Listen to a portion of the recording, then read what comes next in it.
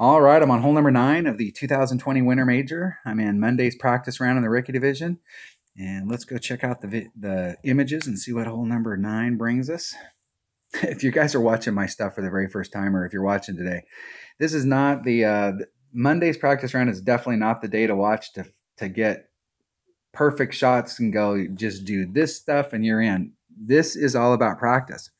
I want to make sure that I'm picking the right clubs and the right balls to get me into the right area so that I can give myself the best chance. And that's what today's all about, is making sure that I have a video where I can go back and watch the video and say, okay, you know, that was an epic fail on there, and we can see what we need to change to make it not an epic fail, or hey, that was success, and let's do that. And so that's what today is all about. Now, I know that if you bring a power 3 ball, and I think the wind in the tournament's blowing, we're having some type of a forward moving wind, that catching this little window right here and trying to get out here as far as you can. But I think in order to do that, if you bring a power 3 ball, you're definitely going to have to do overpower. So if you want to get this shot without doing any overpower, you're going to have to bring out a power 5 ball. Well, in my case, I'll have to bring out a power 5 because I don't have any power 4s. We need to get as far up here as we can. If we can get anywhere past the mid part, we may be able to engage this fairway so that we can bring it up to the cup. And you definitely do not want to be long here because it will fall off into the rough. So I'm almost positive that in order to get over there with our extra mile, I have very limited drivers here. I've got, my rock is at an unusable level. It's got great ball guide. It's got stuff. It's got mid accuracy, but when you compare it to where the QB is a better choice at this level. But as far as drivers that can do anything good, and then that's not, compared to the quarterback, the Rocket, as soon as you get the quarterback up to like level 3, 4, 5, it surpasses the Rocket, and the Rocket really only comes into your bag when you need a driver that's got backspin. There's a few par 3s in this game that if you're playing from the second tees, you will engage them with your driver. And there's a few in here that if you're using a low power ball from the front tee, you could engage your driver.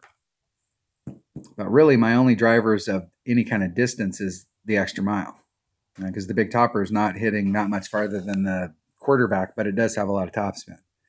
In this situation right here, I'm not going to be able to get out to that spot with anything less than, I'm going to bring a berserker because I don't think I can get, I think if I want to get out to that area so that I don't have to do overpower, I'm going to have to bring a power 5 ball, because I think with a power 3 ball, you'll have to do overpower and max overpower.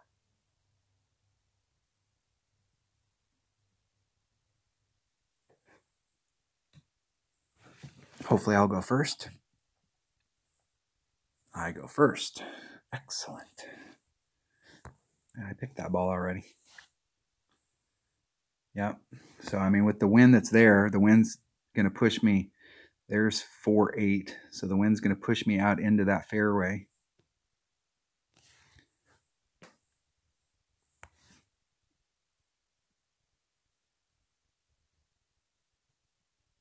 I come right out into that area right there. And with no overpower. Just trying to hit it perfect and just let the wind do the work for me. But the only way we're going to get that done is if we bring a 5 power ball. Or we're going to have to do overpower. Ooh, slow down.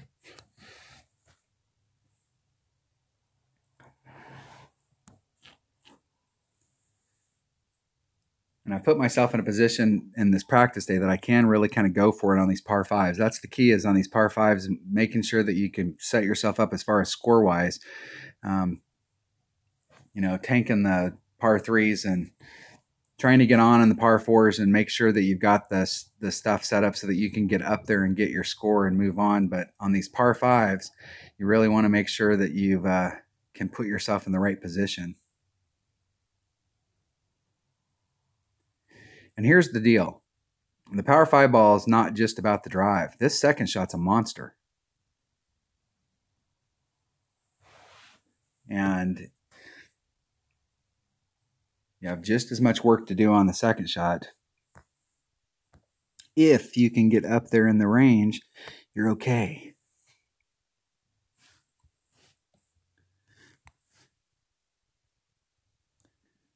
I put about 2.5 backspin on. Let's see kind of where's that leading me as far as bounces. Maybe 3.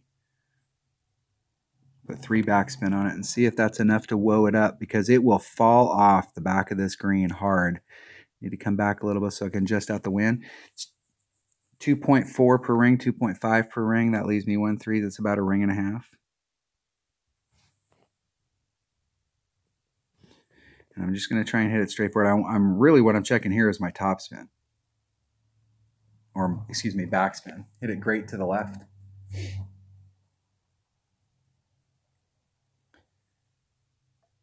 Because you do not want to fall off the back of that green. So in my main account, I ended up just barely getting onto the green and had a super long putt, which I did not like at all. And that's the distance that I really want right there. Because if you come in there hot and go past the green, you're going to roll off the backside and you're going to end up in the rough.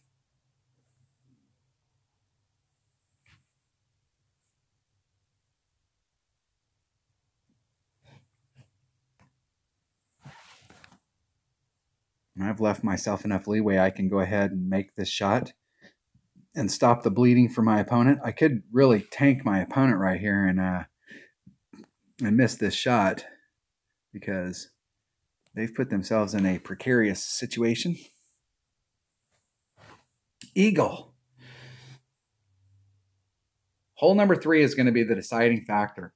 Hole number 3 is the hole that's going to make or break your round. We really have to focus on hole number 3 of getting the eagle on hole number 3. And don't even say the word or mention the word or write the word down, albatross. It is, let's focus on just trying to get the eagle.